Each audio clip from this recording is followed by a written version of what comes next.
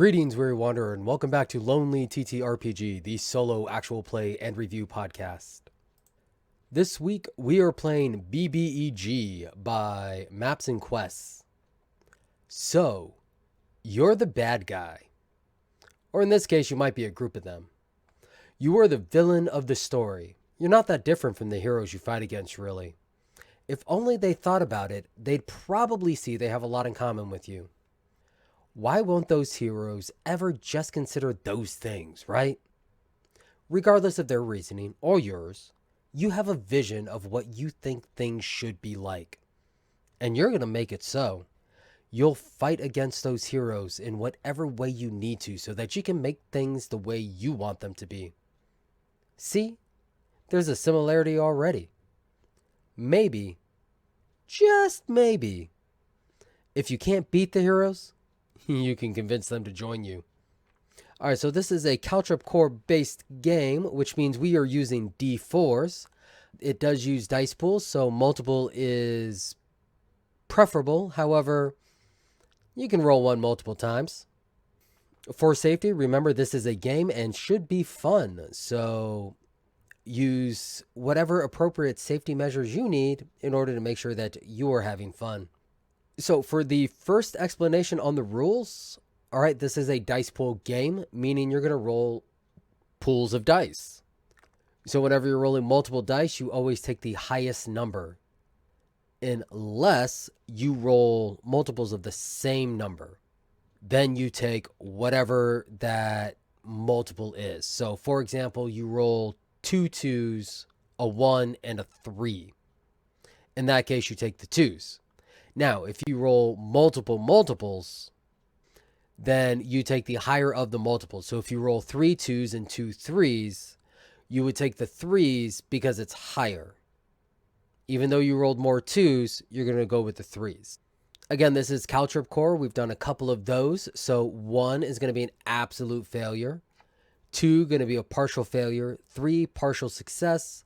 And 4 absolute success.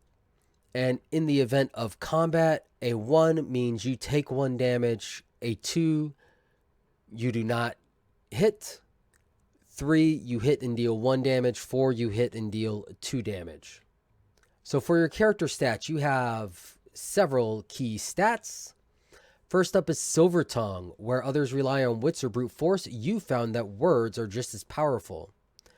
So this is how good you are at interacting with NPCs and how you can convince them. Next up, we got Resilience. Sure, heroes hit hard, or at least what they call hard, but you can take it. So this is going to be your health and hit points. Putting a D4 here will give your character 4 additional hit points. Next up is Healing. Being a villain doesn't make you immortal. This is how well you can heal yourself. A 3 will heal 1 point, and a 4 will heal 2 points. Athleticism is how strong you are. Physical stats. Evil devices. You make heroes pay with your dastardly devices. So this is going to be your crafting, your fixing, that sort of thing. Scheming, because of course you're the smart villain. This is your raw knowledge of the world and your ability to figure things out. And finally, and stay down. Dishing out the pain is just so much fun. This is actual combat and will determine how effective you are in combat. Now, as far as all your skills go, you start off with a D4 in each skill. Your archetype is going to give you additional dice to add to that, but on top of all of that, you're going to get an extra 2 dice to add to the stats of your choice. For your villainous archetype, you have anti-villain, mastermind, mad scientist, bruiser, professional, brute, and bad guy. Now, each of these will come with their own special ability.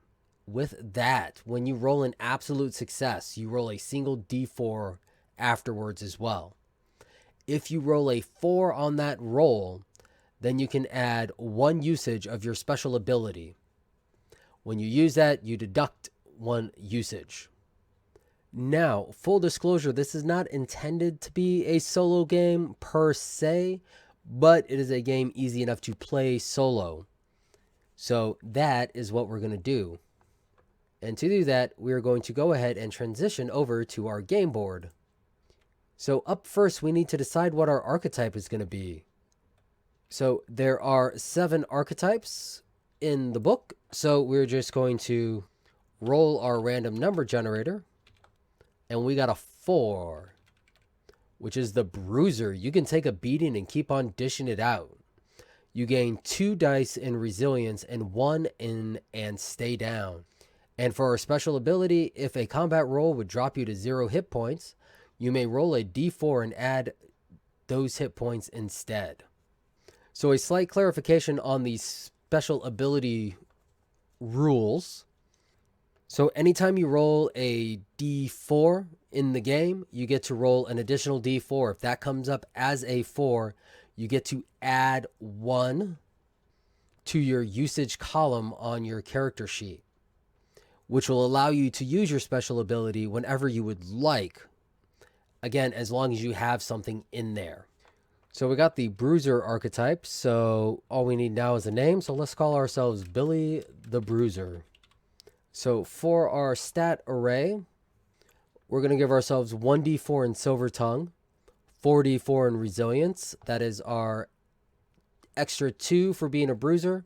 Plus I added 1 of my additional dice.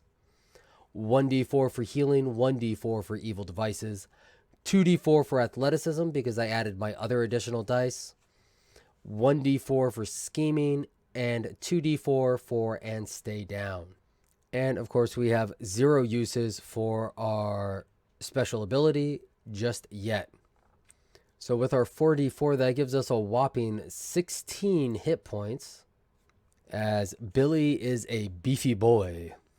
So we're going to say that Billy never set out to be the BBEG. He was a big boy. People tried to pick on him for being the big boy. I mean, after all, everybody likes to pick on the big guy. Because, I mean, if you can take down the big guy, that's just great for you. A lot of unfairness in picking on the big guy. Because if I fight back, well, you know, of course I'm going to win. I'm the biggest and the strongest. But if they win, then, oh, good for them. They beat up the big guy. So, ended up in a lot of scrapes that way. And when you end up in a lot of fights, you become known for fighting. And of course, that caught the attention of some people who took me under their wing, showed me how that part of the world worked. And I learned what I could and developed what I could.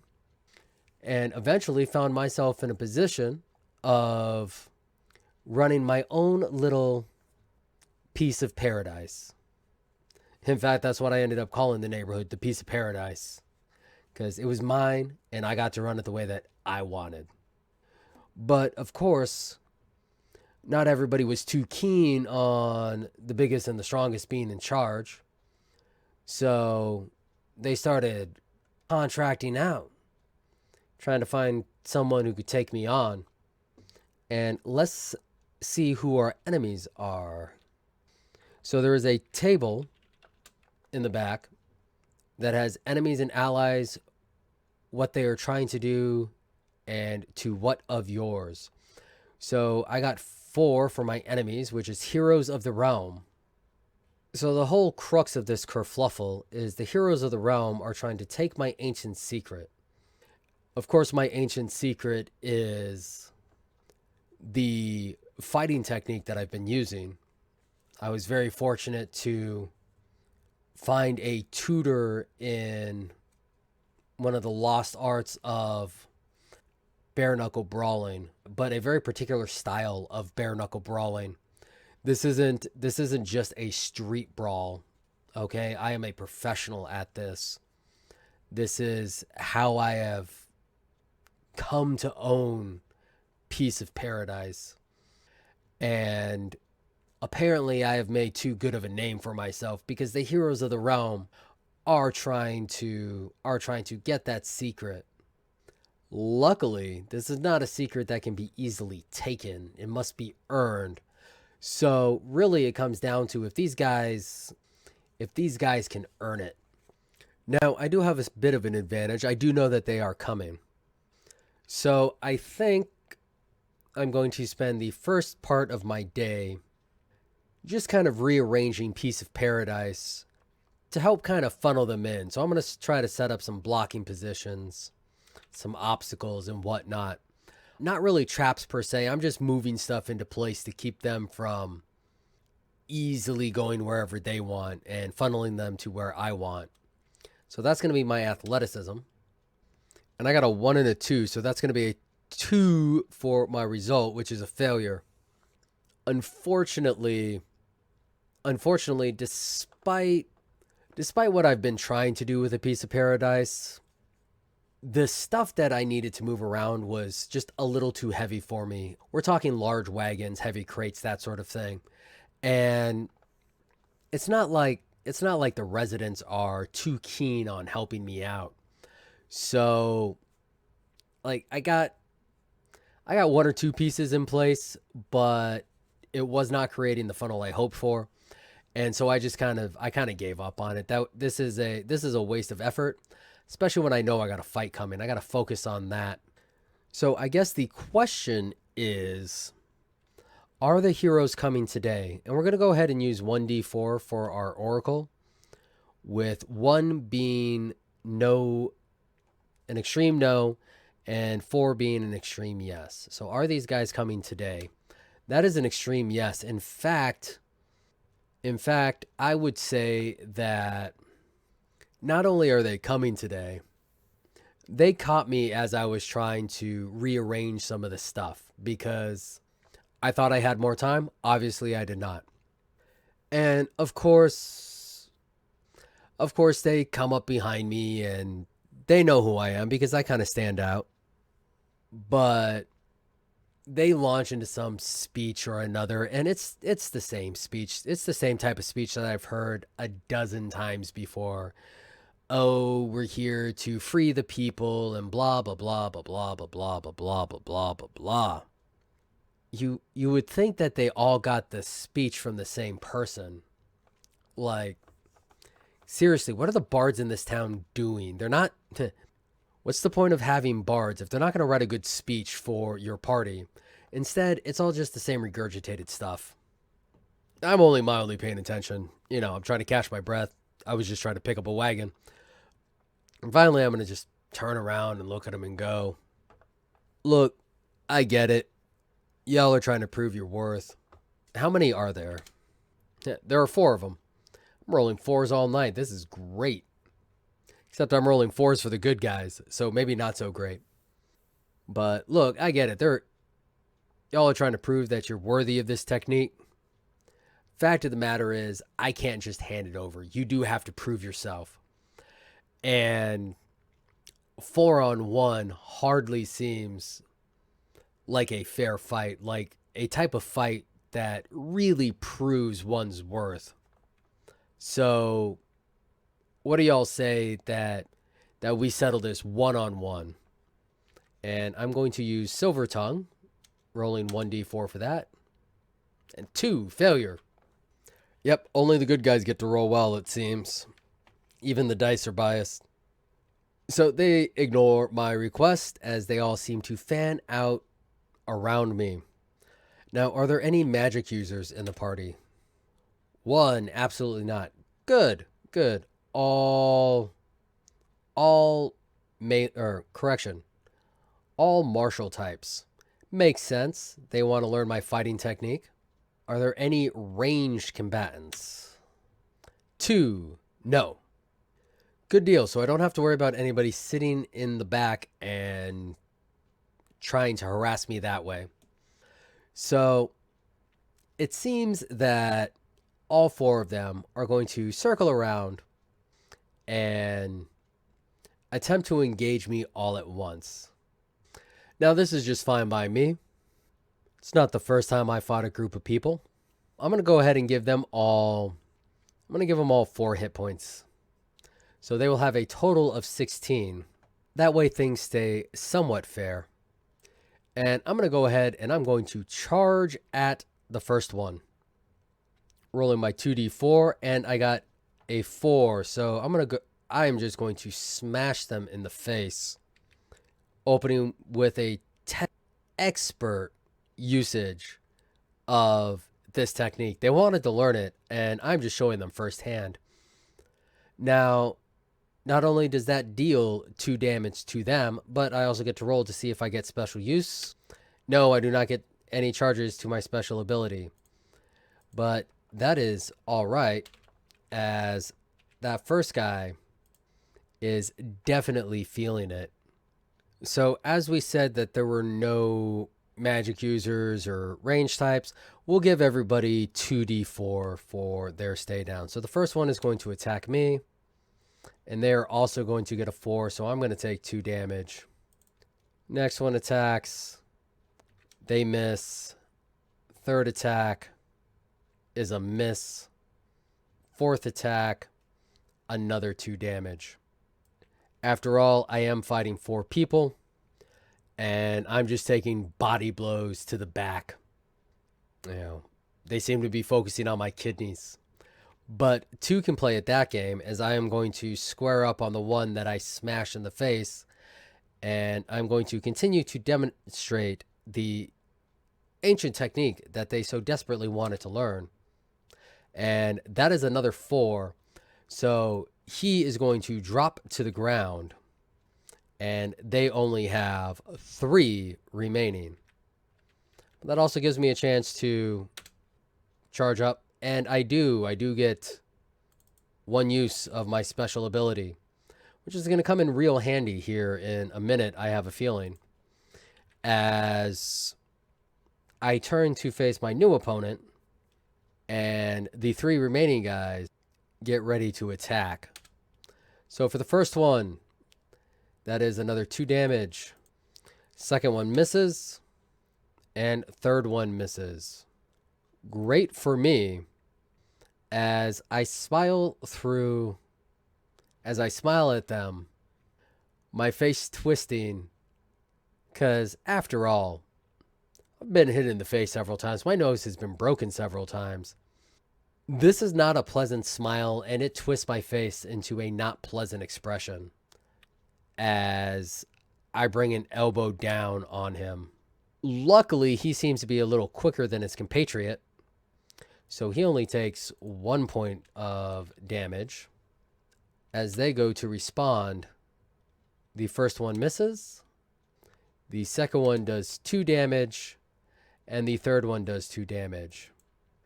So as things are standing right now, our heroes are sitting at 11 HP, 3 heroes, 1 of them on the ground.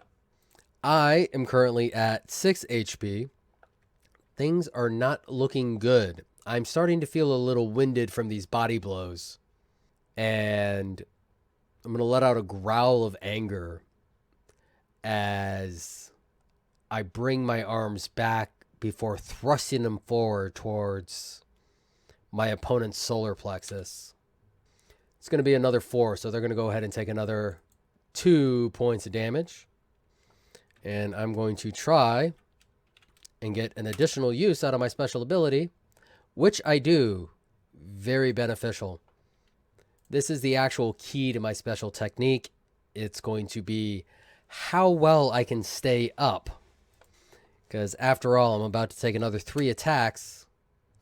First one deals 1, second one misses, third one deals 2. So I lose another 3 in the exchange, bringing me down to 6. I'm feeling a little wobbly, a little woozy.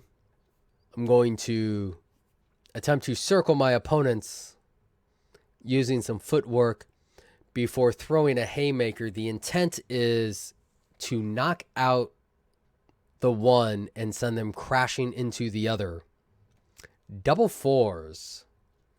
So I'm going to call that a success with that regard.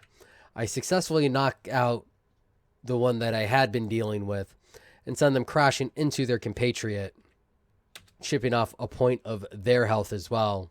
I do not add another charge to my special ability. However, there are only 2 remaining heroes. As they get ready to attack, I take 2 and 1. So I take 3 points of damage. That's going to take me down to 0. Luckily for my special ability, I get to roll 1d4 and regain that many hit points. Of course, it's only one, and I do not have the action economy for whack-a-mole to work in the way that I want. I am definitely going to take that blow to the chin and sink to a knee. And as I hear them chuckle, thinking that they may have done it, I'm going to yell out as I unleash an uppercut, a savage uppercut, dealing another 2 points of damage and another use of my special ability, which is going to come in really handy as any hit is going to knock me out. So for the first attack against me, that is 2 points of damage. So that'll knock me out. Maybe. All right, so I dropped to 0. I regained 1. For the second attack, that is another 2 points. So I drop back down to 0. Finally, I got a 4. So I'm back up to 4 health. There are currently 2 opponents with 5 HP between them. And I have no more uses of my special ability. So time to once again unleash what is hopefully a savage punch. This time to the jaw. I'm looking for that good night button on their chin. And that is a miss. Apparently I am a little winded. I'm a little too tired. I've taken 3 near knockout blows already. The first one is going to get 1 point against me. And the second one's going to get 2. So I'm back down to 1 HP. I will counter. Another miss. It seems that my time has finally run out. Yep. And they deal another 2 points of damage. But I did successfully take out 2 of them. Almost took out 3. And as I fall to my hands and knees, I hold up a hand in a steadying motion as I chuckle softly. All right, all right. You two have proven yourselves worthy. I'll teach you two. These 2 on the ground, you're going to have to find something to do with them. I'll show you guys. And I will find them quarters in a piece of paradise and begin their training in the ancient techniques of bare knuckle brawling. And that is BBEG, a very rules-light game by Maps and Quest. Now, I like this. This was fun. This was designed to be a very small concept. It was always intended to only be a short game, something to do to kind of get a feeling for your villain, kind of feel it out, see what it's like, see what you want to do with it. And I think that there is a lot of potential in there. The entire booklet's only 8 pages long, so definitely a lot of potential in there for filling in whatever you want to fill in. Fun game, not bad at all to do solo. You do kind of have to be comfortable running solo campaigns with it. After all, this isn't designed to give anybody really anything, let alone a solo player without a GM. But as you guys heard, as you guys saw, not that hard to come up with something. Just come up with your basic crazy villain plot, whatever crazy villain thing you wanted to do, and just have fun with it. Just go ahead and roll through it. Roll through some of those crazy experiments or some of that rise to power type stuff. Caltrip Core makes it very quick and easy to do, because after all, it's basically yes, no. Which, I mean, at the end of the day, most games are just yes, no. Just extra steps involved. A very simplified mechanics system so that you can just roll through and have fun being evil and developing evil plans and seeing if those plans come to fruition or if you're going to be a Saturday morning cartoon villain. Both are perfectly fine options. But yeah, no, this was a great game. Mappy did a good job with it. Definitely captures a vibe, and I totally had fun with it. Totally endorse it. So if you would like to check out BBEG for yourself, you can find it on itch for $5 at maps-invests.itch.io/BBEG. Again, low price of $5. He does offer community copies for certain amounts of regular copies sold, and he does routinely post this game to various bundles, or at least he did last year when he released it. So keep an eye out. Check it out. If you do decide to pick it up, make sure that you tell him that Steel Stash sent you. And remember, I must ask y'all to stay awesome. This has been a Black Dragon Dungeon Company production. Thank you for watching. We really appreciate it. If you want to help us grow, make sure that you hit that like and subscribe button and go ahead and leave us a comment down below and share this with your friends. Other ways you can help support the show is by checking out some of our products over on itch.io or DriveThruRPGs. In addition, you can join our Patreon and get early release access and a chance to ask us any questions that you have. If you want to reach out to us on social media, you can find us on Twitter at BDDC_pod, or you can email us at blackdragondungeoncompany@gmail.com. Once again, thanks for watching.